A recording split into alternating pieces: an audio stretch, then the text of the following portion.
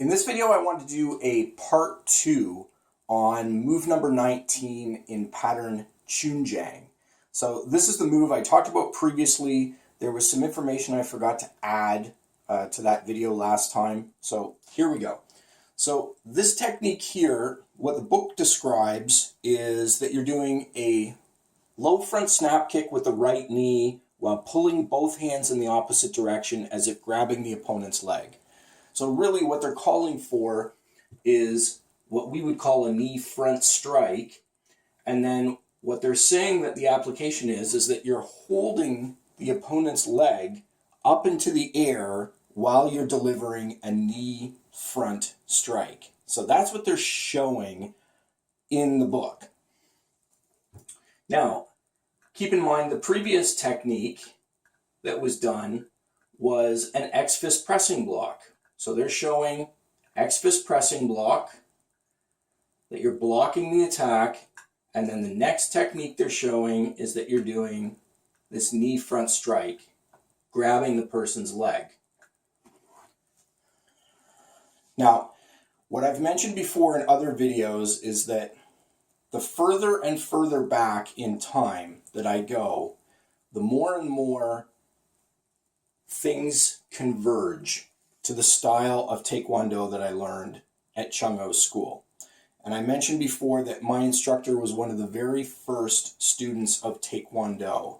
So we learned the oldest style of Taekwondo that there is. And every time there's a discrepancy in the book, in one of the recent editions of the book, as I go further back in time, it gets closer and closer and closer to our style of Taekwondo.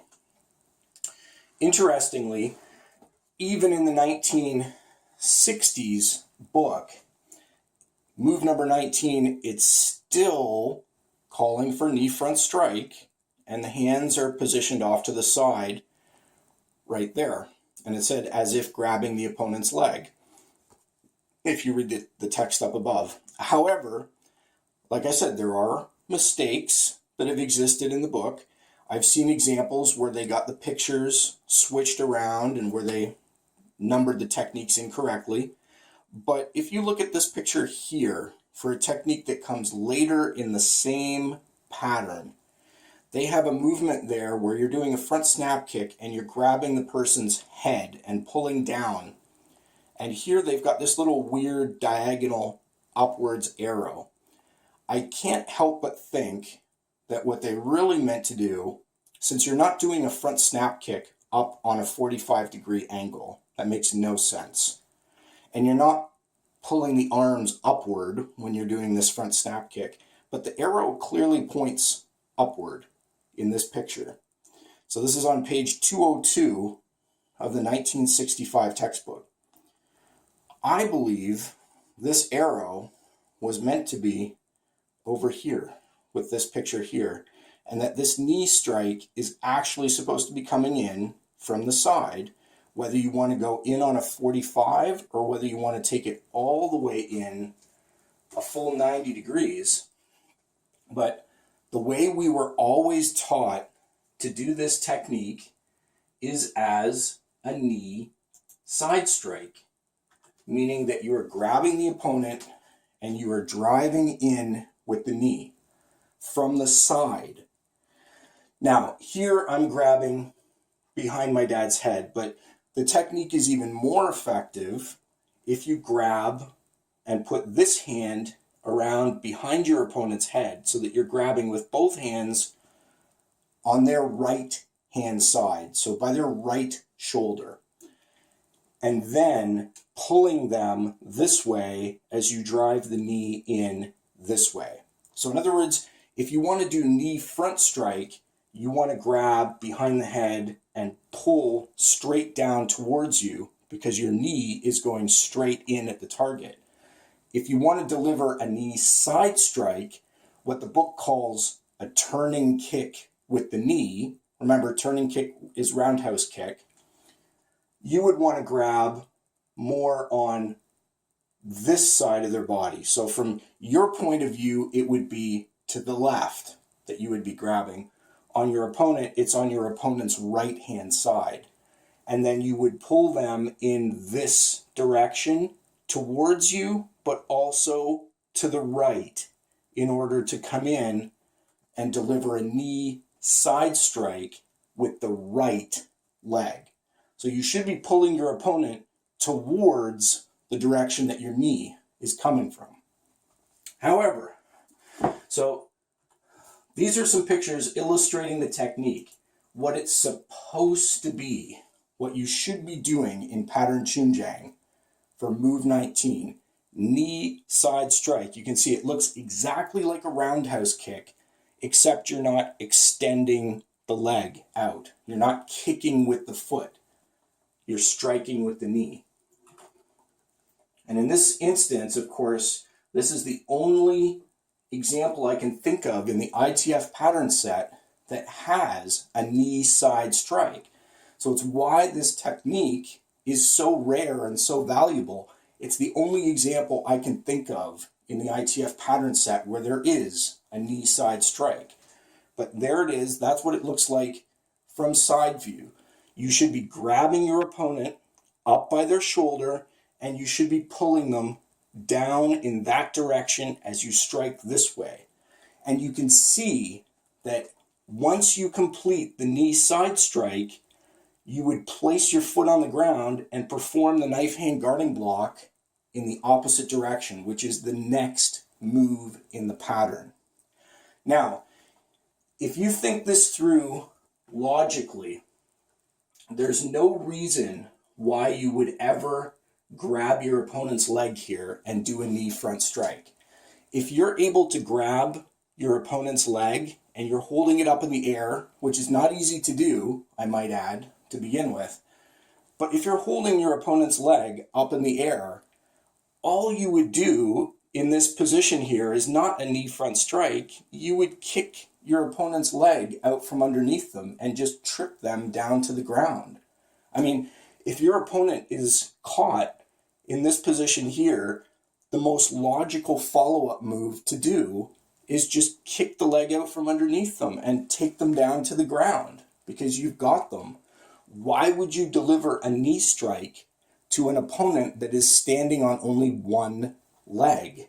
It doesn't make any sense. You just kick their leg out from underneath them and they're going down. You're going to take them down. That's going to do even more damage. So this here, we never ever do this. If we're doing a knee front strike, we're grabbing behind the head and pulling down, or we're grabbing by the shoulders, in front of the body and pulling them down and doing the knee strike. But we would never grab the opponent's leg to deliver a knee strike. It doesn't make any sense to do that. The application that they show there is silly, does not make sense. However, as promised, like I said, the further back I go in time, the closer and closer the technique gets to the way that we're doing it. So here's a book that I was able to pick up, Encyclopedia of Taekwondo, Supplemental, Volume 16, where in this book, they talk about pattern Wunam.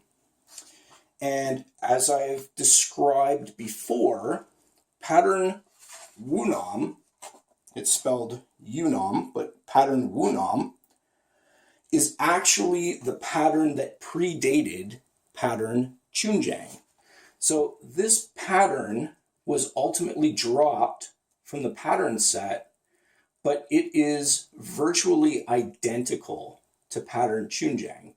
In other words, it was so similar to pattern Choong-Jang that they decided to simply get rid of this one and keep pattern Choong-Jang, or make pattern Choong-Jang out of it.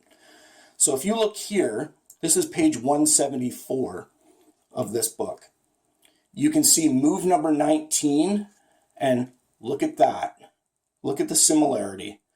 Execute a low front snap kick with the right knee while pulling both hands in the opposite direction as if grabbing the opponent's leg. However, that's not what she does in the picture. So when she shows the application of the technique right here, take a look at what she's doing. She's actually grabbing the person's arms up here and pulling, And look at how she's delivering the knee. It's actually coming in from the side. So look at this here, calling it a knee front strike, but actually delivering more of a knee side strike in the picture. So there's the application photo. Again, I'm hoping that this comes through and that you can see the focus here. But look at this here. She's not grabbing the leg. Here you can see she's grabbing up by the arm. So it keeps getting closer and closer to the technique that we're doing. And ultimately, if you were able to go back in time far enough, where you would get to is this. So this is move number 19 in pattern Choong-Jang. It is a knee side strike. So you are grabbing your opponent and you are driving into them with the knee.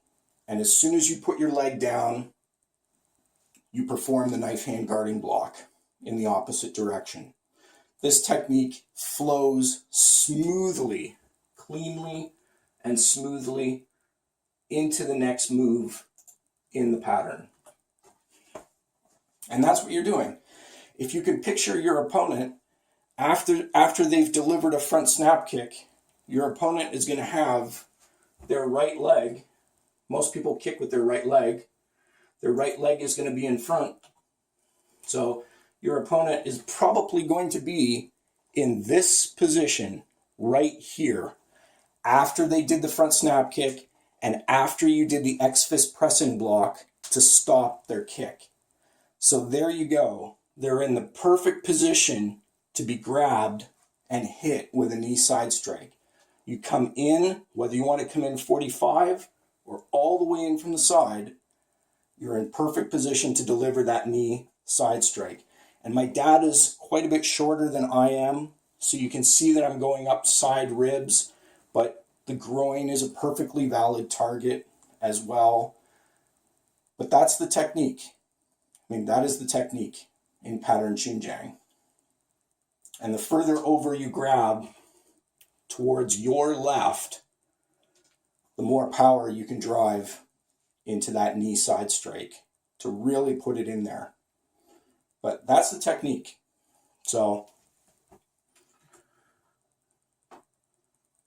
don't think that there's anything else to say on that one. But at every level, the technique, the way that it's being done in the more recent books, doesn't make sense. You know, you've blocked somebody's attack with an X-fist pressing block. Now it's time for the counterattack. They're not going to get off another kick after you block the first one. You're moving into counterattack right away. So there's no second kick coming.